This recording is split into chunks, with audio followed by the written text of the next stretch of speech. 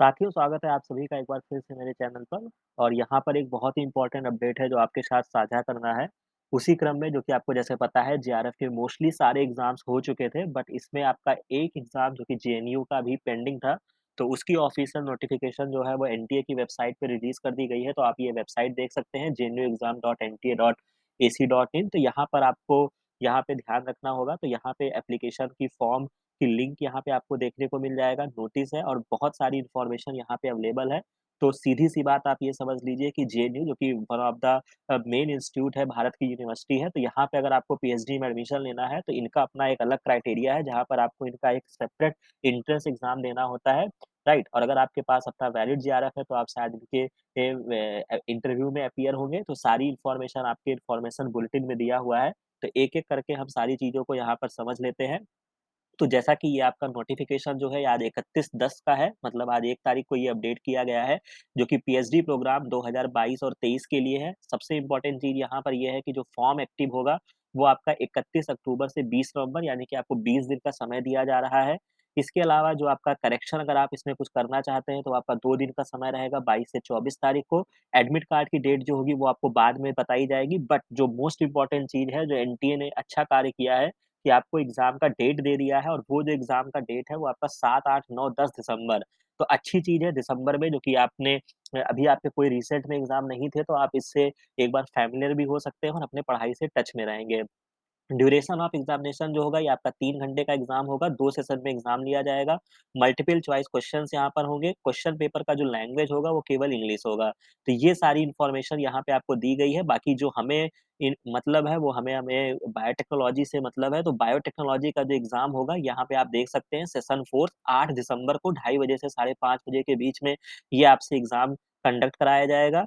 Right? और इसी तरीके से अगर आप लाइफ साइंस का एग्ज़ाम देखना चाहते हैं, अगर आप लाइफ साइंस बैकग्राउंड से भरेंगे, तो ये एग्ज़ाम आपका 9 दिसंबर को पड़ेगा, ठीक है? तो ये सारी इन्फॉर्मेशन इनकी थी, बाकी यहाँ पे जब आप इनका डाउनलोड करेंगे जो कि इनका अपना नोटिस है, तो उसको भी जब आप यहाँ पे देखेंगे तो उसमें भी आपको ये सारी इन्फॉर्मेशन यहाँ पे देखने को मिल जाएगी जो कि इनका ऑफ़िशियल है। बाकी एग्ज़ामिनेशन फ़ीस जो है वो भी बहुत ज़्यादा नहीं है, ₹600 आपको जनरल के लिए है, एससी-एसटी 350 है। इस तरीके से आप देख सकते हैं, अगर आप एक चॉइस मतलब एक चीज़ के लिए फॉर्म भर रहे हैं तो 600, 2 सब्जेक्ट से भर रहे हैं तो 900 और अगर 3 चॉइस है आपका, तो यहाँ पर आपके लिए 1100 रुपीज़ जो होगा ये आपका चार्ज होगा। तो ये सारी इन्फॉर्मेशन है, बाकी इस किसी भी फॉर्म को जैसा कि मैं आपको बताता हूँ, तो उसको भरने से पहले आप पूरी चीज़ों को विधिवत इनके नोटिफ़िकेशन को, इनके इन्फॉर्मेशन बुलेटिन को अच्छे से रीड कर लीजिएगा, राइट? और तो ये इम्पोर्टेंट अपडेट है। बाकी इस फॉर्म को भरने में कहीं पर भी अगर आपको कोई भी समस्या आती है, तो आप कमेंट सेक्शन में बता सकते हैं। बाकी एज़ सिंपल मैं आपको बता देता हूँ, यहाँ पर आपको क्लिक करना है, ये आपको एक सेपरेट वेबसाइट पर लेकर जाएगा। यहाँ पर आपको क्या करना होगा, न्यू रजिस्ट्रेशन के लिए यहाँ पर क्लिक करना होगा, राइट? यहाँ पे आप डाउनलोड भी कर सकते हैं। बाकी यहाँ पे क्या-क्या रुपीज़ के चार्ज हैं, वो सारी चीज़ें यहाँ पे दी गई हैं, ठीक है?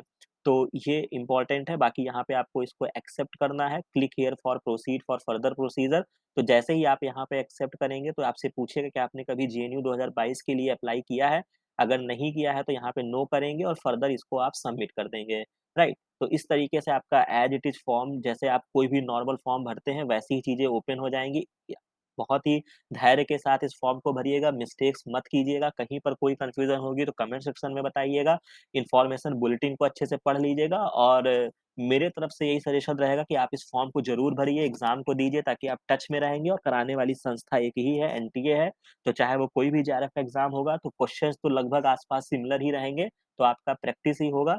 तो ये इम्पोर्टेंट अपडेट था जो अभी आपके साथ हमें साझा करना था। बाकी ये इन्फॉर्मेशन, ये अपडेट्स अगर आपको अच्छी लगी हो, तो इस चैनल को लाइक करिए, सब्सक्राइब करिए ताकि इस तरीके की सारी इन्फॉर्मेशन आपको समय के साथ मिलती रहे। बाकी मिलते हैं नेक्स्ट वीडियो में नेक्स्ट इन्फॉर्मेशन के साथ। Thank you very much.